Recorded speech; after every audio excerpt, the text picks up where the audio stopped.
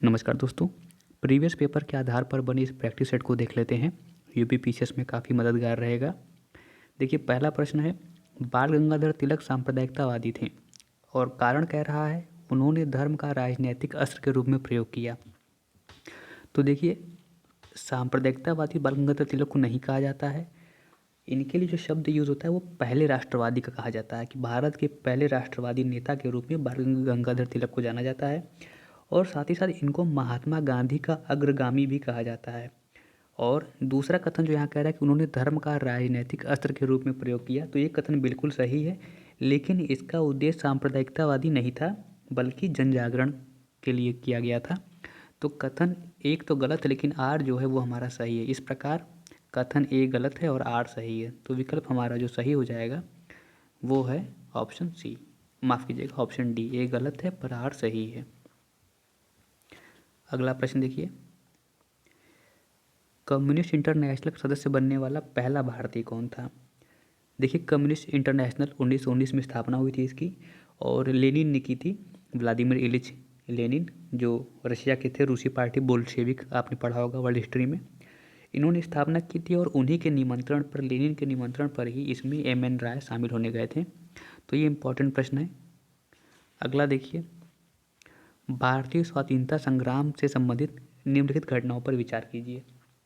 देखिए, गांधी इरविन समझौता, भारतीय राष्ट्रीय कांग्रेस कराची अधिवेशन, भगत सिंह की फांसी और पूना समझौता। तो पूना पैक्ट जो हमारा 1932 का, ये हम जान रहे हैं। बाकी घटनाएं हमारी 1931 की ही है। अब देखिए, गांधी इरविन समझौता हमारा 5 मार्च 31 को हो जाता है 1931 में। दो चीज़ अगर आपको याद हो कि जब भगत सिंह की फांसी हो गई थी तो इसमें ये कहा गया था कि कांग्रेस ने प्रयास नहीं किया इस फांसी को रुकवाने में, और चाहती तो इरविन से एक अच्छी खासी डील हो सकती थी भगत सिंह को छुड़वाने के लिए। तो इसका मतलब क्या है कि भगत सिंह के पहले इरविन हुआ था। चलिए, ये क्लियर हो गया। दूसरी घटना जो आपको याद होगी कि जब राष्ट्रीय कांग्रेस, भारतीय राष्ट्रीय कांग्रेस का अधिवेशन कराची हुआ था, उस समय इनको काले झंडे दिखाए गए थे, बहुत भरपूर प्रदर्शन किया गया था सड़कों पर भगत सिंह की फांसी के विरोध में। तो इसका मतलब ये हो गया फांसी हो चुकी थी उसके विरोध में। तो घटनाक्रम अगर हमें डेट याद नहीं भी हो तो भी हम इसे अच्छे से पढ़ सकते हैं। भगत सिंह की फांसी की डेट बहुत इंपॉर्टेंट है और सबको पता है, 23 मार्च 1931। तो 23/3/31। और कांग्रेस का जो अधिवेशन 31 में हुआ था वो भी सितंबर में ही हुआ था, माफ़ कीजिएगा मार्च में ही हुआ था, 19 से 31 मार्च को। ठीक है ना। तो ये घटनाएं मार्च की तीनों हैं। गांधी इरविन समझौता पहले होता है, फिर भगत सिंह की फांसी 23 तारीख को, और 29 से 31 को कांग्रेस का कराची अधिवेशन। पूना समझौता हमारा ये काफ़ी बात का है, 24 सितंबर 1932। तो इस प्रकार हमारी जो क्या क्लियर हो जाएगा, तो पहले 1 हो जाएगा, फिर 3 2 4, 1 3 2 4, यानी ऑप्शन डी हमारा यहाँ पर सही हो जाएगा।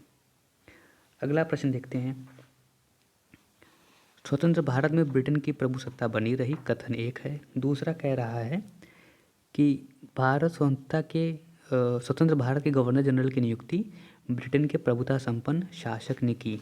अब देखिए, स्वतंत्र भारत में ब्रिटेन की प्रभुसत्ता बनी रही। अगर हम भारतीय स्वतंत्रता अधिनियम को ही ध्यान में रखें तो आपको याद होना चाहिए, इसको 4 जुलाई 1947 को प्रस्तावित किया गया था। ये डेट भी पूछता है। और इसे 18 जुलाई 1947 को स्वीकृत कर लिया गया था, भारत स्वतंत्रता अधिनियम को। और इसमें क्या कहा गया था, इसमें कहा गया था कि 15 अगस्त 1947 से ब्रिटिश सरकार भारत सरकार के प्रति कोई जिम्मेदारी नहीं रखेगी, यानी कि पूर्ण स्वतंत्रता मिल गई हमें। तो जब उस जुलाई में ही हमें अधिकार दे दिए गए थे, और उस दिन के बाद की बात की गई थी कि ये प्रभावी कब से हो जाएगा, 15 अगस्त 47 से ब्रिटिश सरकार कोई अधिकार नहीं रखेगी भारत में, यानी कि प्रभुसत्ता नहीं बनी रही, स्वतंत्रता के बाद प्रभुसत्ता नहीं बनी रही। और स्वतंत्र भारत के गवर्नर जनरल की नियुक्ति ब्रिटेन के प्रभुता संपन्न शासक ने की थी। जी हाँ, ये सही कथन है, माउंट बेटन की नियुक्ति ब्रिटिश शासन ने की थी। तो यहाँ पर भी क्या हो जाएगा हमारा, एक गलत है, आर सही है, यानी ऑप्शन डी हमारा यहाँ पर सही हो जाएगा। अगला प्रश्न देखिए, इम्पीरियल गजेटियर, इम्पीरियल गजेटियर के संकलनकर्ता कौन थे। तो William Wilson Hunter Imperial Gazette के संकलनकर्ता थे। ऑप्शन बी हमारा यहाँ पे हो जाएगा। अब यहाँ पर 2011 की जनगणना के आधार पर उत्तर प्रदेश के संदर्भ में कौन सा सही सुमेलित नहीं है, हमें नहीं बताना है। देश की जनसंख्या को योगदान, देखिए पहला प्रश्न ही गलत है, 18.5 नहीं 16.5% है, ठीक है ना, तो 16.5% है। बाकी अन्य विकल्प भी हम देख लेते हैं। प्रति वर्ग किलोमीटर घनत्व 829 सही है। उत्तर प्रदेश की जनसंख्या वृद्धि पिछले दशक में यानी 2001 से 11 में तो 20.2% और महिला साक्षरता 57.2, ये सभी सही हैं। देखिए प्रश्न पूछ रहा है निम्नलिखित में से कौन से जनपद मध्य गंगा नहर से लाभान्वित हुए हैं। तो मध्य गंगा नहर से लाभान्वित जनपदों की बात कर रहा था। यहाँ पर जो है जो मध्य गंगा नहर है वो बिजनौर के समीप गंगा बैराज पर निर्माण किया गया है। 115 किलोमीटर लंबी है मुख्य नहर। इससे जो लाभान्वित होने वाले राज्य माफ़ कीजिए ज़िले हैं वो है गाज़ियाबाद, ठीक है ना, गाज़ियाबाद, बुलंदशहर है, अलीगढ़ है हमारा, मथुरा है, हाथरस है और फिरोजाबाद है। तो ये सभी हैं, यानी कि आगरा हमारा नहीं है। 2, 3, 4 हैं, लाभान्वित कौन कौन से हो रहे हैं, यानी कि ऑप्शन डी हमारा सही हो जाएगा। हिंदू मुस्लिम एकता का प्रतीक सुलह कुल उत्सव आयोजित किया जाता है। सुलह कुल उत्सव हमारा आगरा में होता है, ऑप्शन ए हो जाएगा। देखिए पायरी हिलियोमीटर का प्रयोग किसे नापने के लिए किया जाता है। देखिए ऑप्शन में चाहे पायरी हिलियोमीटर आए या पायरेनोमीटर आए, दोनों सोलर रेडिएशन को नापने के लिए प्रयोग किए जाते हैं, तो ऑप्शन हमारा बी सही हो जाएगा। ऑटोमोबाइल्स के हाइड्रोलिक ब्रेक के कार्य करने का सिद्धांत ये किस पे आधारित है, तो ये पास्कल के नियम पर आधारित है, ऑप्शन डी हमारा हो जाएगा। अब देखिए एक छड़ी को जल में तिरछी स्थिति में डुबोया जाता है, कथन है यदि बगल से देखा जाए तो छड़ी छोटी और जल की सतह पर झुकी हुई प्रतीत होती है। चलिए कथन तो सही है, ये तो देख के पता चल गया। अब कह रहा है छड़ी से आने वाला प्रकाश जल अणुओं से प्रकीर्णन होकर छड़ी के छोटी एवं झुकी हुई होने का आभास देता है। देखिए आभास, इसकी तिरछा जो आभास होता है हमें तिरछा दिखती है, इस कारण से होता है क्योंकि जब छड़ी के डूबे हिस्से से चलने वाली किरणें जल की सतह पर पहुंचती हैं तो सघन माध्यम से विरल माध्यम में जाने के कारण जो अभिलंब है उससे दूर हटकर हमारी आँख में प्रवेश करती हैं, इस कारण से हमें ऐसा दिखता है। यानी कि ए सही और आर गलत है, तो ए सही है, आर गलत है। विश्व स्वास्थ्य संगठन के अनुसार एक नगर के लिए सुरक्षित ध्वनि प्रदूषण स्तर है, दिया कि ध्यान रखिएगा नगर के लिए लिखा है, ठीक है ना, तो ये हो जाएगा हमारा ए 45 डेसिबल। कौन सा कथन सही है पूछ रहा है। 2023 में अक्रा यानी जो घाना में है विश्व पुस्तक राजधानी के रूप में चुना गया, कथन सही है। दूसरा कह रहा है 2024 में स्ट्रासबर्ग हमारा फ्रांस में है, उसको विश्व पुस्तक राजधानी के रूप में चुना गया है, ये भी सही है। तीसरा कथन कह रहा है वर्ष 2025 में रियो डी जेनेरियो को विश्व पुस्तक राजधानी के रूप में चुना गया है, तीनों सही है, यानी कि ऑप्शन डी हमारा हो जाएगा कि उपयुक्त तीनों कथन सही हैं। अब कौन सा सही सुमेलित नहीं है हमें बताना है। अंतरिक्ष अनुप्रयोग केंद्र अहमदाबाद सही है। राष्ट्रीय दूर संवेदन केंद्र हैदराबाद ये भी सही है। युवा राव उपकेंद्र श्रीहरिकोटा में नहीं है, ये बेंगलोर में है, तो हमारा बेंगलोर इसका आंसर हो जाएगा। और विक्रम साराभाई अंतरिक्ष केंद्र तिरुवनंतपुरम में है, ये भी सही है। अगला प्रश्न है इल्मेनाइट जो कि भारतीय तटीय रेखा के साथ व्यापक रूप से वितरित है किसका खनिज है। देखिए इल्मेनाइट हो जाए या फिर रूटाइल, दूसरा कौन सा हम बता रहे हैं, रूटाइल। तो इल्मेनाइट और रूटाइल ये दोनों टाइटेनियम के दो प्रमुख खनिज हैं, ठीक है ना, तो इसका आंसर क्या हो जाएगा हमारा, इल्मेनाइट और रूटाइल टाइटेनियम के प्रमुख खनिज हैं और इसका विस्तार कहाँ पर है, भारतीय तटरेखा के साथ व्यापक रूप से वितरित है। अगला प्रश्न देखिए कौन सुमेलित नहीं है, यहाँ पे नहीं बताना है। ब्लीचिंग पाउडर कैल्शियम ऑक्सीक्लोराइड भी हो जाता है और इसके साथ ही साथ हमारा क्या बोलते हैं उसको, कैल्शियम हाइपोक्लोराइड, तो कैल्शियम ऑक्सीक्लोराइड हो जाए या कैल्शियम हाइपोक्लोराइड हो जाए, ये हमारा ब्लीचिंग पाउडर हो जाएगा। वॉशिंग पाउडर हमारा सोडियम कार्बोनेट है, बेकिंग सोडा सोडियम बाइकार्बोनेट, ये भी सही है। प्लास्टर ऑफ पेरिस जो हमारा दिया हुआ है, तो प्लास्टर ऑफ पेरिस के लिए कैल्शियम सल्फेट हेमीहाइड्रेट होता है, ठीक है ना, कैल्शियम सल्फेट हेमीहाइड्रेट, तो ये गलत मिला हुआ है और हमसे पूछा था कौन सा सुमेलित नहीं, तो option B calcium sulphate hemihydrate plaster of Paris का होता है। निम्नलिखित में से कौन सुमेलित नहीं है?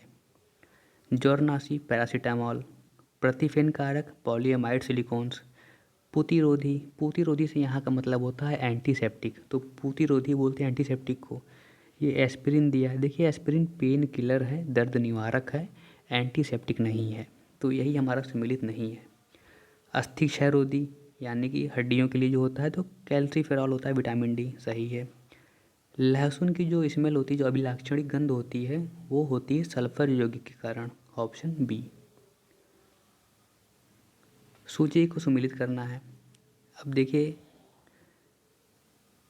यहाँ पर कैरोटीन और केरेटिन दोनों दिया है, तो इसमें कन्फ्यूज़न हो सकती है, होनी तो नहीं चाहिए। तो जो विटामिन होता है वो कैरोटीन होता है और जो प्रोटीन होता है वो कैरेटिन होता है, ठीक है। कैरेटिन प्रोटीन हो जाएगा और कैरोटीन विटामिन हो जाएगा।